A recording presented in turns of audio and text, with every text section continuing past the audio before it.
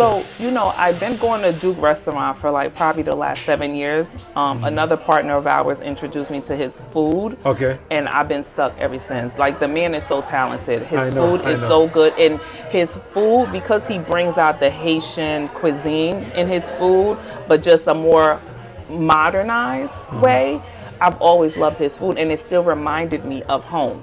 Yeah. Because like I said, going to a Haitian restaurant, you don't feel welcome. When I went to Duke Place, it's like they know me there, right?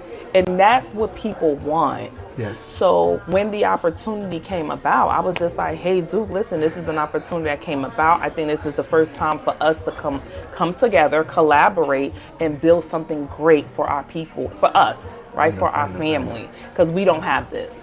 I can attest to that, because one time I went to Duke and then I said, Duke, I would love to eat some maï moulin avec un so. It wasn't in the menu. That's no problem.